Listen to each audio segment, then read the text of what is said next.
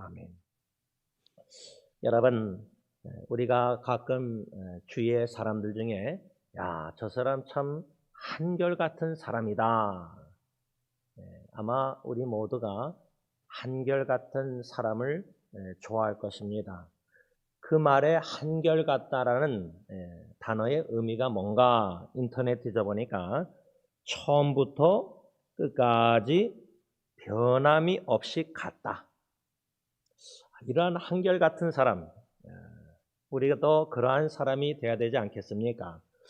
이사야 26장 3절 성경을 보면 여호와는 자기를 의지하고 마음이 한결같은 자, 그에게 완전한 평안을 주신다, 이렇게 말씀하고 있습니다. 하나님을 의지하고 마음이 한결같은 자, 우리가 하나님만 의지하면서 마음이 한결같은 자가 될 때에 하나님께서 우리에게는 완전한 평안을 주신다고 약속하셨다는 말씀입니다. 이렇게 하나님을 의지하고 마음이 한결한 자는 하나님을 신뢰한다. 신뢰함으로 심지가 견고한 자라고 개역개정에 쓰여 있습니다. 심지가 견고한 자, whose mind is steadfast. 이렇게 심지가 견고한 하나님을 의지하는 마음이 한결같은 성도 신앙인은 영원한 반석이신 하나님을 영원히 신뢰한다. 이사야 26장 4절. 이렇게 이사야 26장 3절과 4절 말씀 중심으로 마음이 한결같은 자, 우리가 하나님을 전적으로 믿고 의지하고 신뢰하고 영원한 반석이 되신 여호와 하나님을 영원히 신뢰하고 의지하고 마음이 한결같은 자가 될 때에 하나님께서 저와 여러분에게 마음에 완전한 평안을 주신다는 말씀입니다. 이것을 좀 반대로 말씀 묵상 적용한다면 왜 내 마음에 온전한 완전한 평안이 없는가? 그 원인이 뭘까? 이사야 26장 3절 4절 말씀, 그 거울에, 영적 거울에 내 자신을 비춰볼 때 내가 완전한 평안을 누리지 못하는 그 원인 이유가 내가 영원한 반석 대신 하나님을 영원히 신뢰, 의지하지 않고 내 마음이 한결같지 않기 때문에 마음에 완전한 평화를 누리지 못하는구나. 이렇게 말씀의 거울에 나 자신을 비춰볼 수 있습니다. 여러분, 제가 여러 번 나눴지만 제 장인어른이 그렇게 파킨슨 병으로 입으로 식사를 못하실 때도 내 영혼 평안에 It is well with my soul, 그 찬송가를 참 즐겨 하셨는데 육신의 질병과 고통과 수술이나 어떤 어려움이 있다 할지라도 마음에 내 영혼의 평안이 있을 수 있다. 하나님이 주신 완전한 평안. 왜? 하나님을 전적으로 믿고 의지하고 신뢰하고 아멘하고 한결같은 마음으로 주님을 의지하고 있기 때문입니다. 주님만 의지하고 바라보고 신뢰하고 있기 때문입니다. 이러한 한결같은 신앙인, 성도, 그리스도인의 삶을 우리가 이 땅에서 살아드려야 되지 않나, 귀한 교훈이 아닐 수 없습니다. 오늘 본문 역대하 34장 2절 유다 16대 왕인 요시야 왕에 대해서 성경은 뭐라고 말씀하고 있느냐? 현대의 성경은 그는 여호와께서 보시기에 옳은 일을 하였으며 그의 조상 다윗을 본받아 오직 한결같은 마음으로 여호와를 섬겼다. 여러분, 우리가 요시야 왕처럼 한결같은 마음으로 하나님을 섬기되 하나님께서 보시기에 옳은 일을 행하면서 살다가 신실하게 이 세상을 떠나면요, 우리 자녀와 우리 손주들 후손들이 마치 요시야 왕이 조상 다윗을 본받은 것처럼 우리 자녀 후손 대대후손이 손주까지라도 증손자까지 우리가 볼 수 있다면 우리 증조 할아버지 증조 할머니 또 우리 손주들은 우리 할아버지 할머니 또 우리 자녀들은 우리 엄마 아빠가 참 하나님만 의지하고 한결같은 마음으로 주님을 섬기다가 하나님 보시기에 옳은 일을 하다가 떠나셨다. 그 본을 보이다가 떠나면은 히브리서 11장 4절 말씀처럼 아벨처럼 아벨은 죽었으나 우리는 죽었으나 믿음으로 아직도 우리 자녀손들에게 말한다는 겁니다. 한결같은 믿음을 보여주고 떠나면은 본을 보이고 떠나면 우리 자녀 후손들이 우리를 생각하고 추모할 때 한결같은 신앙, 한결같은 마음으로 주님만 의지하고 주님만 섬기고 주님 보시기에 옳은 일을 최선을 다해서 하다가 떠나셨구나. 이런 교훈을 남길 수 있는 진정한 신앙의 유산. 그러기 위해서는 오늘 이 말씀을 받으면서 우리 자신의 과거의 신앙의 여정에 과연 나도 요시아 왕처럼 하나님께서 보시기에 옳은 일을 행하면서 살았는가? 나는 오직 한결같은 마음으로 주님을 섬겼는가? 그러지 못했구나. 지금부터라도 죽을 때까지 요시아 왕처럼 오직 한결같은 마음으로 주님만 섬기다가 떠날 수 있도록 은혜 내려주세요. 이런 기도를 오늘 말씀을 받고 드릴 수 있는 저와 여러분들이 될 수 있기를 바랍니다. 저는 이 말씀을 역대하 34장 2절 요시아 왕에 대해서 생각하면서 그가 나이 8살, 이 얼마나 어린 나이입니까? 8살 때 왕위에 올라서 예루살렘을 31년 동안이나 통치했다고 역대하 34장 1절에 말씀하고 있습니다. 그러면서 2절 와서 어떻게 성경은 그 수많은 유다 왕들 또 이스라엘 북쪽 왕들도 다 기록하고 있지 않습니까? 그때 역대상하랑 열왕기상하 보면. 근데 이 요시아 왕 유다 16대 왕에 대해서의 평가는 그의 조상 다윗을 본받아 오직 한결같은 마음으로 여호와를 섬겼다라는 이 성경적 평가를 생각할 때 이게 얼마나 놀라운 평가입니까? 우리 주위의 사람들이 우리 살아생전에 우리를 바라볼 때 우리 자녀들, 배우자든 교회 식구들이든 가까운 사람들이 신앙인들이 우리 볼 때 진짜 저 아무개는 진짜 신실하다. 진짜 묵묵히 꾸준하다.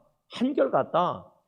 한결같이 주님만 의지하고 믿고 주님을 섬기면서 한결같다. 그 한결같다라는 단어의 의미가 처음부터 끝까지 변함이 없이 같다. 근데요, 제가 사울 왕을 생각하면 초대 왕, 그는 왕이 되기 전에는 참 겸손한 자였습니다. 스스로 차기 여기는 자였어요. 근데 나중에 아말렉 전쟁에서 승리한 후에 불순종해서 책망받고 나서도 사무엘 선자에게 이스라엘 장로들 지도자 앞에서 자기는 높여달라는 교만한 자로 변질됐습니다. 사울 왕은 한결같은 사람이 아니었어요, 왕이. 얼마나 지금 우리 많은 목회자부터 해서 신앙인들이, 직분자들이, 기독교인들이 한결같이 못하고 변질됩니다. 사람이 변했다고 합니다. 그 말은 안 좋게 변했다는 겁니다. 요시아 왕처럼 한결같은 마음으로 오직 주님을 섬기는 자, 이것을 개역개정에는 뭐라고 말했냐면 그의 조상 다윗의 길을 걸으며 좌우로 치우치지 아니했다, 이렇게 말씀하고 있습니다. 저는 개인적으로 기도하는 기도 제목 중에 하나가 뭐냐면 주님께서 걸어가신 그 십자가의 길, 골고다의 길을 저 또한 주님만 바라보고 주님의 음성만 듣고 나를 부인하고 나에게 주신 십자가를 지고 끝까지 묵묵히 죽을 때까지 따르다가 주님의 품 안에 안기게 하옵소서. 좌로나 우로나 치우치지 않고 정도, 그 주님 가신 옳은 길, 바른 길, 그 길을 끝까지 걸을 수 있도록 도와주세요. 이게 제 기도 제목 중에 하나입니다.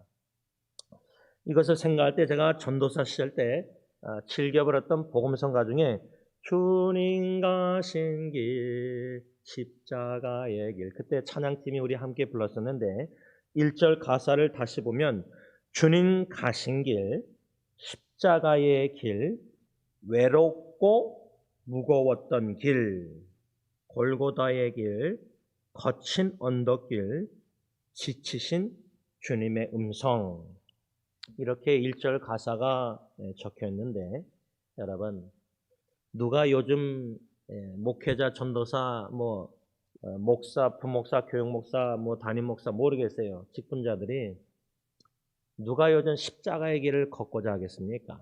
물론 십자가, 목걸이 그런 거 하면서는 신앙생활 걸어갈지 모르겠지만, 그 십자가의 길은 뭐라고 가사 쓰였냐면 외롭고 무거웠던 길입니다.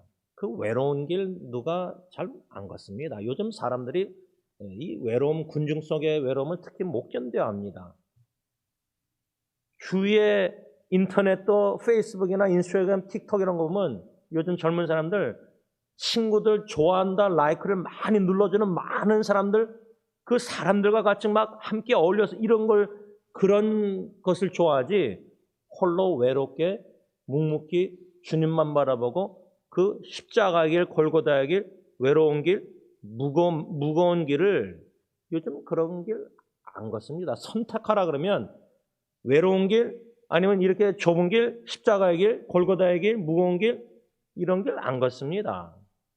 요즘 우리 목회자들도 편안한 길, 주님의 봉사할 때도 좀 큰 교회에서 대우도 받고 다 이렇게 편안하게 사람들에게 인기도 누리고 사람들에게 칭찬도 받고, 그런 길을 우리가 선호하고 그런 본능이 있지, 그 본능을 하나님의 은혜로 뛰어넘고 이겨나가서 주님만 바라보고 사람을 바라보면 그런 넓은 길을 선택하겠죠.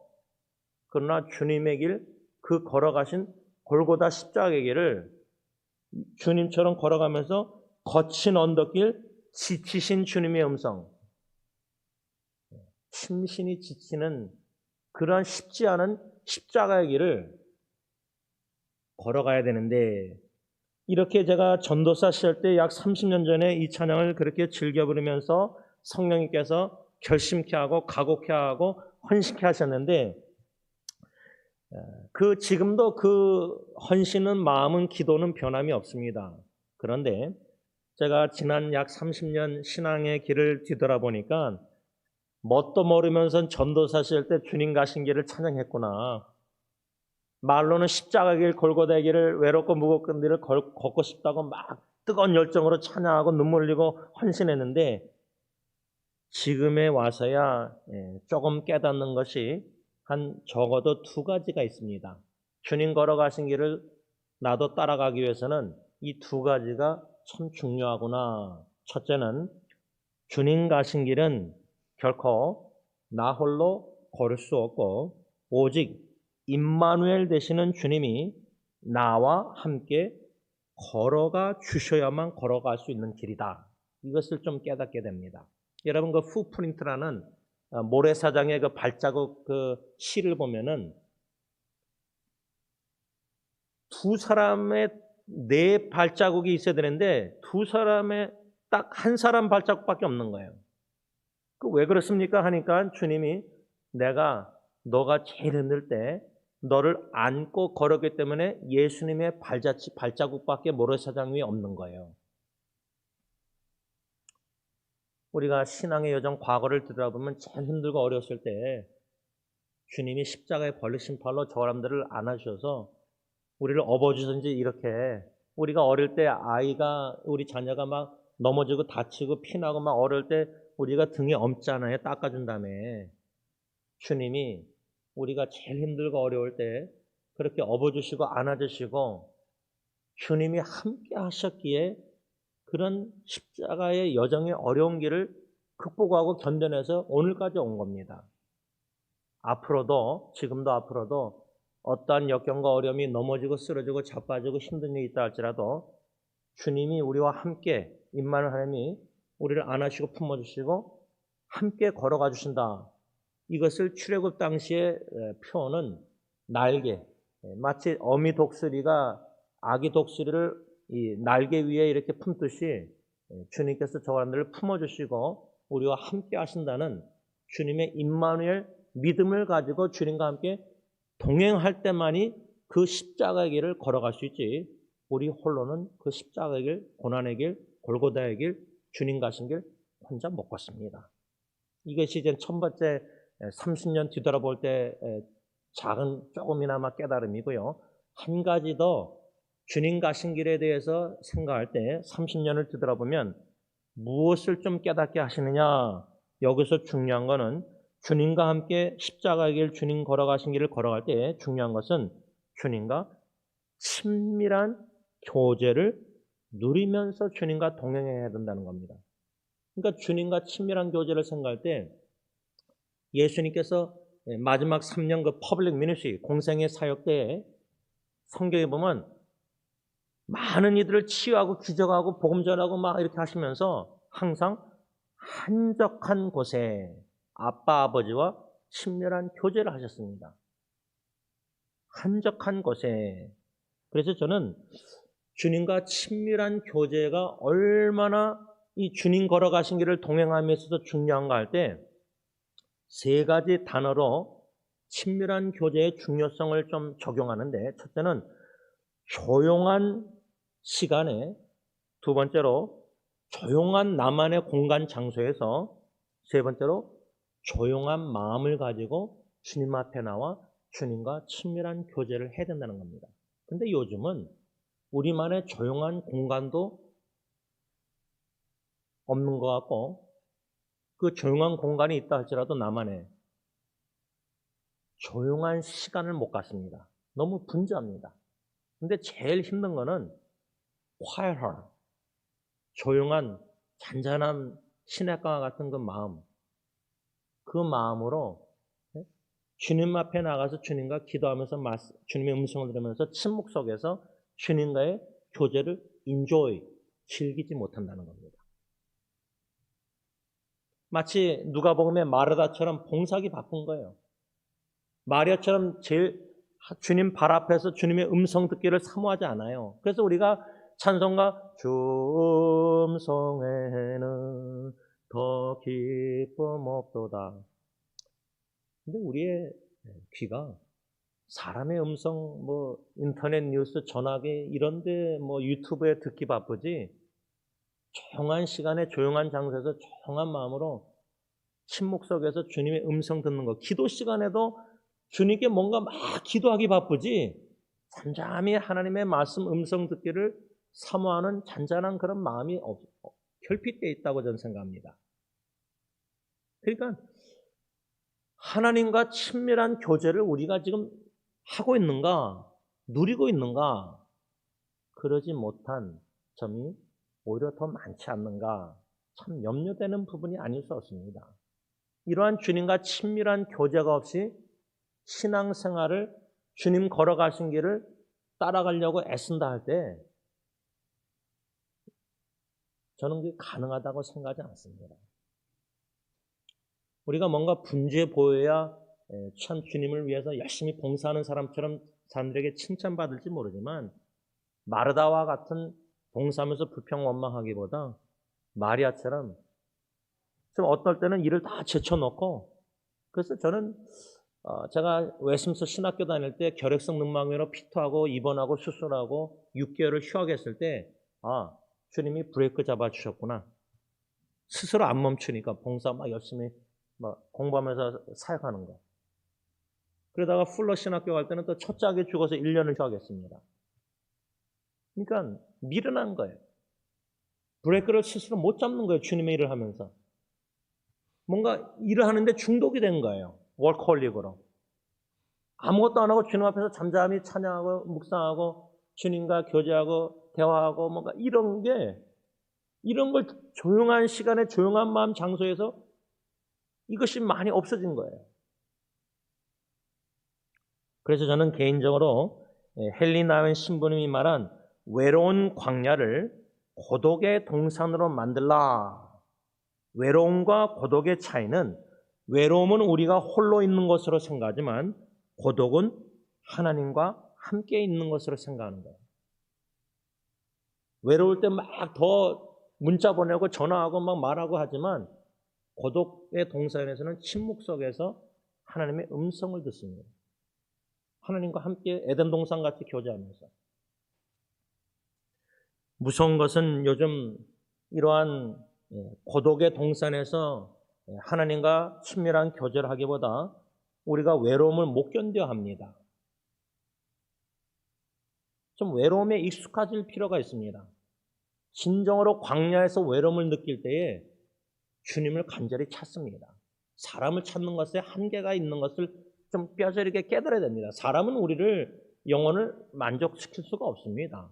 육적인 것은 좀 순간적인 되지만 우리의 영혼, 전도서 보면 우리 영혼은 영혼을 사모하게 만드셨다는데 영원한 하나님의 영원한 사랑에 우리의 영혼이 만족해서 내 영혼 평안에 이렇게 찬양케 하시는 거지 육적으로 질병에서 죽어가고 있어도 이러한 신앙이 어떻게 가능한가? 저는 그것을 광야의 영성을 추구할 때 가능하다고 생각합니다. 그 광야의 영성이라는 것을 제가 한 4가지로 개인적인 생각을 나누면 첫째는 광야는 정화하는 곳이다. 그래서 제가 가정도 광야로 삼아야 됩니다. 권면했지 않습니까? 왜? 가정을 광야로 삼는다 할 때는 광야의 햇빛이 쨍쨍 때 그 가정에서 먼지 같은 죄가 하나님이 다 들춰내십니다. 다른 데서는 포장이 가능하지만 가정에서는 그게 다 들춰집니다. 그 죄를 가정에서 들춰내실 때에 말씀에 불순종하는 죄를 예수의 보혈로 정화하는 것, 그 정화 작업에는 마치 뜨거운 용광로 7배로 뜨겁게 해서 이 금과 흙이 섞인 덩어리를 분리시키듯이 가정의 광야로 삼는다 할 때 광야의 영성은 광야에서 죄를 들춰내시고 고난의 풀무, 가정의 고통과 고난을 통해서 우리의 죄를 깨닫게 하시고 회개케 하시고 정확히 하신다는 겁니다. 그래서 광야의 영성을 우리가 추구해야 된다는 겁니다. 그리할 때 우리가 제대로 주님 걸어가신 길을 따라갈 수 있다는 겁니다. 두 번째로 제가 광야의 영성에 대해서 생각할 때 광야는 하나님의 음성을 들을 수 있는 곳입니다. 첫 번째는 광야는 정화하는 곳이고 두 번째는 광야는 하나님의 음성을 들을 수 있는 곳이다. 두 성경 구절을 증거로 될 수 있는데 호세아 2장 14절 현대의 성경입니다. 그러므로 내가 그녀 이스라엘을 꿰어내어 광야로 데리고 가서 부드러운 말로 잘 타이르고. 이게 무슨 말이냐면 호세아 선자 시대 때 이스라엘 백성들이 혼합주의 신앙을 가지고 한 다리로는 하나님, 한 다리로는 우상 바알을 섬겼습니다. 지금 말로 하면 예수님 말씀처럼 하나님과 돈, 재물을 겸하여 같이 섬기는 겁니다. 그랬을 때 이 호세아 선자 시대 때 하나님께서 2장 14절에 사랑의 징계로 그들을 광야로 인도하신다는 겁니다. 광야에는 아무것도 없습니다. 여러분 제가 LA에서 장인 장모님 시아비스타 한 10시간, 9시간 운전할 때 애들 어릴 때 너무 기니까 어디에요 아빠, 엄마 물어보면 지금은 짧은 데절트 광야다. 조금은 좀 긴 광야다. 이렇게 설명을 했어요. 거기 광야 10분 후에 쭉 걸어가면 양쪽에 그냥 사막이에요. 이러한 광야로 하나님이 어쩔 때 우리를 범죄하고 있을 때 돈과 하나님을 같이 섬길 때 광야로 인도하셔서 아무것도 의지 못하게 하고 다 의지하는 걸 다 치십니다. 그래서 여러분 우리의 소망 무언가 찬양 보면은 우리가 의지하던 거 다 끊으십니다. 그러한 광야에서 다 의지하는 걸 끊고 주님만 바라보게 하실 때 주님께서 부드러운 말로 말씀해 주신다는 겁니다. 타이른다는 겁니다. 책망하신다는 겁니다. 또한 성경 구절은 신명기 8장 2절 3절 내 하나님 여호와께서 이 40년 동안에 내게 광야길을 걷게 하신 것을 기억하라. 그 목적이 뭐냐? 이는 너를 낮추시며 겸손케 하시며 너를 시험하사 너 마음에 어떠한지 그 명령을 지키는지 지키지 않는지 알려 하심이라. 너를 낮추시며 너를 줄이게 하시며 또 너도 알지 못하며 내 조상들도 알지 못하던 만나를 내게 먹이신 것은 세 번째 목적이 뭐죠? 광야길을 걷게 하신 것 사람이 떡으로만 사는 것이 아니요 여호와 입에서 나오는 모든 말씀으로 사는 줄을 네가 알게 하렸습니다. 이 세 가지 목적을 광야 40년 이스라엘 백성들 출애굽 당시 신명기 8장 2절 3절에 말씀해 주고 있는데 왜 하나님이 우리를 광야로 몰아가셔서 모든 나의 죄를 들춰내시고 책망하시고 부드럽게 타이르시고 말씀하시고 이 광야로 왜 몰아가시는가? 코너로 우리의 인생에 우리 능력으로는 해결할 수 없는 가정의 문제들, 개인적인 문제들, 인간의 무능력함을 철저히 깨닫게 하시고 주님만 바라보고 의지케 만드시고 의지하는 거 다 끊어버리시고 왜 그렇게 하시느냐? 우리를 겸손케 하시고자. 우리를 시험해서 우리 마음을 알고 싶으셔서 하나님의 명령을 순종하는지 안 하는지. 세 번째로 사람이 빵으로나 밥으로만 사는 게 아니라 오직 하나님의 입에서 나오는 말씀, 이 성경 66권 말씀으로만 사는 것을 깨닫게 하시고자, 알게 가르치시고자. 그래서 저도 가정에서 위기를 뒤돌아보면요, 그때만큼 하나님께 간절히 눈물로 기도한 적이 없고 더 나아가서 기도할 때 꼭 그때마다 약속의 말씀을 주셨어요. 시편 63편 3절 주의 인자하심이 나의 주영이 55의 생명보다 나음으로 내 입술이 주를 찬양할지로다. 그리고 그 말씀을 성취하셨어요. 또 베드로전서 5장 10절 예리가 힘들 때 짧게 고난을 이스라엘 백성 당하지만 반드시 리스토어 회복해 주시고 스테페스 강하고 견고하고 튼튼하게 해주겠다 약속. 그러니까 가정을 광야로 삼고 그 위기 가운데 주님만 의지하고 세상 거 다 의지하는 거 끊으시면서 갈급하게 간구하게 하시는 가운데 항상 하나님의 음성을 들려주세요. 약속의 말씀. 그 말씀만 지푸라기 잡듯이 붙잡고 하나님께 간구케 하세요. 그것이 바로 광야라는 거예요. 세 번째로 광야는 우리의 참 소망은 오직 주 예수뿐이다. 이것을 깊이 깨닫는 곳이 바로 광야예요. 광야에서는 물을 찾겠죠. 물, 오아시스. 생수의 강에 넘치는 성령의 충만한 역사를 우리가 광야에서 고통 속에서 외로움 속에서 힘든 속에서 인간의 무능력함을 절망 속에서 깨닫게 하시는 게 뭐냐? 절망 속에서 광야에서 주님만 갈망하고 주님만 소망케 하시는 거예요. 소망은 주님밖에 없구나. 우리가 아직도 주님 외에 다른 걸 소망하고 의지하고 기대고 있다면 그것은 성경에 뭐라냐면 우리가 하나님 외에 기대하는 것을 뭐라 하죠? 거미줄을 의지한다고 써 있어요. 거미줄. 여러분 거미줄은 기댈 수가 없어요. 손가락으로 이러면 다 끊어져요. 거미줄. 근데 그걸 모르고 우리가 무지하고 주님 외에 다른 거 돈이나 다른 거 자꾸만 의지하는 거예요. 그게 다 거미줄인데. 광야에서 거미줄을 의지하지 말고 참 영원한 반석 되신 주님만 의지케 하시고 나의 소망은 주님밖에 없구나. 이 깨닫는 것이 바로 광야라는 겁니다.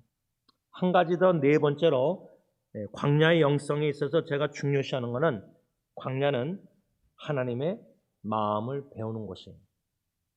이게 저는 제일 중요하다고 생각해요. 가정을 광야로 삼고 교회를 광야로 삼고 이 세상을 광야로 삼고 영원한 가나안 땅, 약속의 땅, 새하늘과 새 땅, 예루살렘 천국을 바라보면서 광야 같은 이 세상에 인생 7, 80, 100년을 산다 할지라도 여기서 배우는 것은 하나님의 마음이에요. 그 하나님의 마음에 한마디로 광야 출애굽 40년의 하나님의 마음은 뭐죠? 이스라엘 백성들을 향한 하나님의 사랑의 마음이에요. 물론 그 사랑의 마음에는 인내, 오래 참으심과 신실함과 다 있는데 그 사랑의 마음을 배울 때에 특별히 오늘 본문과 연관해서 어떠한 하나님의 사랑의 마음을 배우느냐? 나를 향한 하나님의 사랑은 한결같은 사랑이다 그거예요. 야고보서에도 하나님은 변치 않는다. 변치 않는 사랑, 우리를 향한 사랑, 한결같은 사랑, 아버지의 마음을 광야에서 배운다 그 말입니다. 오늘 역대하 34장 2절 오직 한결같은 마음으로 하나님께서 보시기에 옳은 일을 행한 요시야 왕. 그가 행한 옳은 일은 뭐냐? 8살 때 왕이 되고 나서 8년이 지난 그의 나이 16살 때 그의 조상 다윗 왕의 하나님을 찾기 시작했다 이렇게 써 있습니다. 16살입니다. 16살. 그래서 제가 엔세나다 청소년 집회를 중요시 여기는 게 그 16, 17, 18 고등학교 그 나이가 아주 중요합니다. 통계학적으로도 제가 알기로는 예수 믿고 목사 되고 선교사 되고 헌신한 사람들 보면 주로 다 그때 16살에서 18살 때 하나님이 부르셔서 변화시켜서 구원케 하시고 헌신케 하세요. 제가 대학교 1학년 때 대학교 수련을 통해서 하나님이 저를 구원하시고 부르시고 목사 이렇게 인도하셨는데 요시아 왕이 16살 때 하나님을 찾기 시작했다는 거예요. 그리고 4년 후인 그의 나이 20살 때 14년 걸려서 그의 나이 34살까지 14년 동안이나 요시아 왕이 행한 하나님 보시기 옳은 일은 뭐냐? 죄로 더럽혀진 유다와 예루살렘을 깨끗이 하는 정결 작업을 했어요. 20살 때부터 34살까지 왕이 14년 동안 행한 게 정결 작업을 했다는 거예요. 지금 우리가 목회할 때, 예를 들면 특히 가정사역할 때 가정에 지금 제일 중요한 작업이 뭐냐? 지금은 교회로 말하자면 성전 요시아 왕이 정결 작업을 끝난 후에 아세라상 우상들을 다 제거하고 정결 작업했는데 왜? 요시아 왕의 앞서 선조 왕들이 우상을 섬겼거든요. 이스라엘 저 북쪽 여로보암 왕처럼 아합 왕처럼 죄를 범했거든요. 그러니까 요시아 왕이 자기가 왕이 돼서는 14년 걸쳐서 유다 예루살렘을 정결 작업을 한 거예요. 우상들을 다 없애버린 거예요. 그 다음 후에 행한 게 뭐냐? 헌금을 걷어서 성전을 수리하고 다시 수리했어요. 자기 전에 있던 왕들이 다 성전을 그렇게 망가뜨려놨으니까. 이걸 통해서 얻는 교훈은 뭐냐면 교회로 말하자면 목회로 말하자면 성전 건축 재건 이게 우선순위가 아니라 저부터해서 우리 성도들의 마음을 정결자가 예수의 보혈로 깨끗게 하는 죄사함 회개운동 이게 우선순위가 된다는 거예요. 가정으로 적용하자면 가정에 집을 사고 차를 사고 가정에 이런 겉으로 보이는 외면 화려한 그게 우선순위의 집이 아니라 아빠, 엄마, 부모, 자식들, 가정 식구, 4-5 식구들이 예수의 보혈로 광야에서 죄가 들춰지면서 회개하면서 마음의 정결 작업이 우선시 돼야 된다는 거예요. 그런데 우리 기독교가 지금 회개운동, 회개를 우선시 안 해요. 정결 작업 우선시 안 해요. 화려한 건축을 우선시해요. 교육 목적으로 교육관도 짓고 하드웨어의 우선순위예요. 선교도. 한 영혼 사람 예수의 복음으로. 그래서 제가 이번 주에 어느 기독교 기사를 읽고 제가 교회 카톡방에는 올리지 않았는데 어느 목사님 교수가 쓴 글인데 하나님을 떠나기 싫어서 교회를 떠납니다. 이런 말을 합니다. 요즘 성도들은. 왜 이 지경까지 됐느냐? 그 교수님의 글을 보니까 마음에 공감이 진짜 100% 됐는데 신학교에서 교수님들이 신학생들을 복음을 제대로 못 가르쳤고 그런 신학생들이 나중에 목사 후보생이 목사 안수받고 노예에서 목사 돼서 강단에서 예수 그리스도의 복음을 제대로 못 전하기 때문에 이 지경이 됐다 그 말이에요. 저는 동의해요. 목사 책임입니다. 그래서 제가 여러분들에게 원로 목사님 수요 예배 때마다 예수 그리스도의 복음을 지금 3, 4년째 계속 전하시는 거 이게 얼마나 중요해서 책까지 만들었는데 우리가 예수 그리스도의 복음을 듣지 못하고 예수 그리스도의 복음을 알지 못하면요 변질돼요. 한결같은 신앙을 그런 척은 교인들 앞에 속일 수 있는데 마음을 보시는 중심 보시는 하나님은 너는 지금 껍데기는 멀쩡한데 속은 다 썩어가는데 정결 작업 해야 되는데 회개도 안 하고 겉으로만 회개에 참회 기도 드리고 하나님은 다 아세요. 요시아 왕이 죄로 더럽혀진 유다와 예루살렘을 깨끗이 하는 정결 작업 그 후에 성전을 수리했다는 거예요. 우리가 지금 우선순위가 바뀌었다는 거예요. 교회 건축이나 건물이나 하드웨어의 우선순위가 되면 안 되고 한 영혼 사람 나부터 해서 예수의 보혈로 광야에서 들어가서 죄가 들칠 때 회개 운동이 일어나는 거예요. 정결자인 내 속마음부터 입에서 나오는 게 더러운 거지 들어가는 게 아니라 예수 말씀처럼. 근데 마음이 모든 악한 더러운 것들이 추잡한 것이 너무 많은데 생각부터 해서 감정이나 우리 감정도 깨끗한 게 아니에요. 우리가 자식 사랑할 때 예수님처럼 깨끗한 마음 감정으로 사랑 안 할 때가 더 많아요. 생각도 부부관계도 불순한 생각이 더 많을 때가 많아요. 스치는 생각들. 근데 그걸 죄로 여기지 않아요. 그게 얼마나 무섭고 더러운 죄인지 잘 몰라요. 그러니까 회개의 필요성을 못 느끼는 거예요. 예수의 보혈을 의지 안 하는 거예요. 성찬식을 우리가 포도주를 마시면 그게 얼마나 간절히 은혜가 사모하는 마음도 없다는 거예요.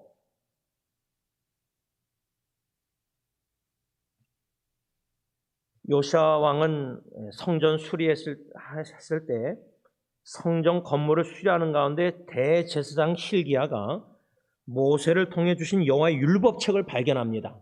그래서 서기관 사반에게 주고 서기관 사반이 그 율법책을 요시아 왕 앞에서 큰 소리를 읽어요. 그때 요시아 왕이 그 율법책 소리를 듣고 성경에 뭐라 쓰냐면 19절 26절 현대인 성경 듣자 두려워서 회개하는 마음으로 자기 옷을 찢고 통곡하며 하나님 앞에서 자신을 낮추고 하나님께 기도했어요. 여호와께. 제가 이 말씀을 묵상할 때요. 하나님의 말씀을 듣고 회개하는 마음으로 하나님 앞에서 자기를 낮춰서 통곡 기도 회개. 근데 제가 신앙생활 여태까지 해오면서요. 이런 요시아 왕의 통곡 회개기도 딱 한 번밖에 드린 적이 없어요. 제가 볼 때는. 물론 뭐 전도사 할 때 많이 울고 막 교회에서 혼자 자면서 막 회개하고 그랬는데 제가 이 말씀 준비하면서 뒤돌아보니까 딱 한 번 내 의지로 회개한 게 아니라 울면서 성령의 감동 감화 속에서 통곡 회개기도 드린 적이 딱 한 번이에요. 그게 바로 1987년 5월 대학교 1학년 때 대학부 수련회 때 마지막 셋째 날인가 오병이어의 요한복음 6장 말씀 받고 성령의 감동 감화 속에서 회개 눈물과 감사 눈물과 헌신의 눈물을 흘리게 하셨는데 그때 외에는 제가 여태까지 통곡 회개기도 드린 적이 그거 한 번밖에 기억이 안 나요. 여러분들은 어떻습니까? 그래서 죽을 때까지 이 통곡 회개 기도를 다시 한번 again 드리고 싶은 마음이 간절해요. 요시아 왕이 이렇게 통곡 회개 기도 드린 후에 유다와 예루살렘의 모든 지도자들을 불러 모아놓고 제사장들과 레위 사람들과 유다와 예루살렘의 모든 백성들과 함께 다 성전으로 올라갔을 때 요시아 왕이 어떻게 했냐면 성전에서 발견한 그 율법책을 모든 백성들에게 전부 읽어주고 성전 기둥 곁에 서서 여호와께 순종하는 마음을 다하고 정성을 다하여 그 율법책에 기록된 모든 법과 명령을 지키겠다고 여호와께 엄숙히 서약했어요. 29절부터 31절. 한마디로 말하면 회개의 통곡기도 회개기도 드린 후에 모든 유다 예루살렘 백성들에게 지도자부터 해서 자기 자신부터 해서 하나님의 법과 명령, 하나님의 계명, 명령을 순종하기로 서약을 해요. 엄숙히. 진정으로 회개했다면은 그 열매가 말씀 순종에서 나타나야 돼요. 만일 우리가 참회기도 주일날 드리고도 주일날 예배 마치고 나서부터 죄를 범하면 그건 진정으로 참회 회개기도 한 게 아니죠. 그거를 너무 되풀이한 거예요. 여태까지 저는. 그러니까 회개기도도 은혜입니다. 선물입니다. 우리 스스로 회개를 할 수가 없습니다. 성령 하나님이 양심의 성령의 그 말씀으로 죄를 깨닫고 찔르고 방망이 같으면서 두들리고 불과 같은 말씀으로 우리 마음을 강팍 마음을 녹여야지 그때야 죄를 인식하지. 머리로는 죄를 알지만 마음으로 죄를 깨닫는 게 아니에요. 그리고 성령님이 죄를 깨닫게 하시고 통곡기도 회개케 하셔야지 우리가 회개하는 거지. 그 다음에 말씀 중에서 더 이상 똑같은 죄를 안 범하는 거지. 똑같은 죄를 계속 범하는 이유가 진정으로 통곡기도 성령의 회개기도 한 게 아니기 때문에요. 말씀을 맺고자 합니다. 저는 오늘 본문 말씀 요시아 왕을 평가 말씀을 묵상하면서 오직 한결같은 마음으로 하나님 여호와를 섬겼다. 하나님 보시기에 옳은 일을 행했다. 앞으로 제가 얼마나 더 살지 모르겠지만 주님이 이 땅의 광야에서 허락하시는 신앙의 여정의 길을 걸어갈 때에 전도사 시절이나 지금이나 앞으로 죽을 때까지 주님 간절히 기원하는 것은 주님 걸어가신 길, 십자가의 길, 골고다의 길, 외롭고도 무거웠던 거친 언덕길, 심신이 많이 지치고 힘들 때가 홀로 울 때가 많이 있을지라도 모든 99%, 90%가 다 걷는 넓은 신앙의 길이 종교의 길이 아니라 이 땅에 오셔서 십자가의 좁은 길을 걸어가신 예수님의 길을 공간복음에서 보고 배우고 바울처럼 제자들처럼 사도들처럼 우리의 신앙의 조상들, 선배님들처럼 기독교 역사상 그 순교자의 길 아닙니까? 한마디로 생명을 다 주님께 바쳐서 어차피 생명 주님이 주신 영원한 생명 아닙니까? 당연히 주님께 돌려드려야 되지 않습니까? 그러니까 육신의 생명에 그게 뭐 바치는 게 무엇이 두렵습니까? 우리가 이 주님 걸어가신 십자가의 길을 걷기 위해서는 주님이 우리와 함께 동행하신다는 임마누엘 믿음을 가지고 주님과 광야에 들어가서 친밀한 교제를 누리면서 동행할 때 중요한 거는 내가 주님을 얼마나 사랑하고 헌신하고 각오하고 결심 그게 아니라 주님을 향한 나의 사랑이 너무나 변질되고 좌로나 우로나 칠때고 이랬다 저랬다 하지만은 그러한 나 같은 자를 한결같은 사랑으로 주님이 나를 사랑해 주신다. 주고 계시다. 한결같은 주님의 사랑을 더 깊게 넓게 많이 높게 개인과 가정의 깊은 고통과 질병과 생사의 갈림길에 놓여있다 할지라도 광야로 몰아가실지라도 거기서 주님의 잔잔한 음성을 들으면서 내가 너를 사랑하노라. 한결같은 사랑으로 변치 않는 사랑으로 내가 너 암흑의 지원이 누구누구 내가 너를 사랑한다. 그 음성을 듣고 주님을 따라가는 십자가의 길을 걸어가는 한결같은 마음으로 주님을 의지하면서 그러한 저와 여러분들이 될 수 있기를 바랍니다. 기도하겠습니다. 사랑의 주님, 우리가 이 땅에 살면서 주위에 하나님이 보내시는 인복, 좋은 사람들, 신앙에 좋은 사람들을 축복을 생각할 때, 감사할 때 여러 다양한 신앙인들이 우리 주위에 있지만은 참 신실한 형제자매들, 주님을 사랑함에 있어서 오직 한결같은 마음으로 그 주님만 바라보고 그 한 길을 걸어가는 한 우물을 파는 한결같은 꾸준한 묵묵히 그 길을 걸어가는 참 그러한 형제자매들이 좋습니다. 이랬다 저랬다 뜨거웠다가 식어졌다가 부흥집회 때 은혜 받고 또 부흥집회 끝나면 또 식어지고 또 너무나 마르다처럼 분주하면서 봉사하면서 불평하는 사람들보다 마리아처럼 주님의 음성 듣기를 사모하고 십자가 앞에서 기도하며 친밀한 교제를 누리면서 한적한 곳에서 광야의 영성을 추구하며 주님과 동행하면서 참 저 높은 곳을 향해서 오늘도 걸어가는 신앙의 아름다운 신실한 한결같은 형제자매들 우리의 삶 속에 보내주신 것 진심으로 감사함을 드립니다. 이러한 참된 공동체 안에서 교제하면서 비록 사람들이 육신의 눈으로 보기에 화려한 교회의 모습이 아무것도 없다 할지라도 주님을 그 한결같은 사랑을 깨달아 알아가면서 주님의 사랑을 그 사랑으로 주님을 사랑하고 이웃을 사랑할 때 그저 한결같이 묵묵히 꾸준히 이랬다 저랬다 좌로나 우로나 치지 않고 그러한 사랑으로 서로 사랑하며 주님 사랑하며 함께 사랑하며 천국화 이뤄가는 공동체를 추구하면서 오직 주님만 바라보고 의지하고 한결같은 신앙생활하는 우리 모두가 될 수 있도록 크신 은혜 베풀어 주셨기만을 예수님의 이름으로 간절히 기도를 올리옵나이다. 아멘. 우리 찬송가 393장 찬양하신 후에 각자 기도하시다가 돌아가시기 바랍니다. 393장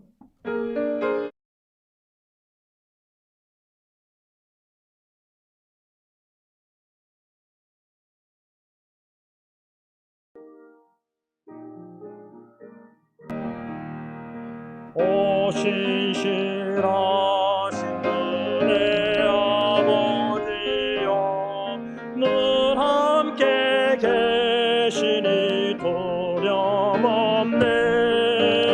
그 사랑 편찮고 날 지키시며 어제나 오늘이 한결같네.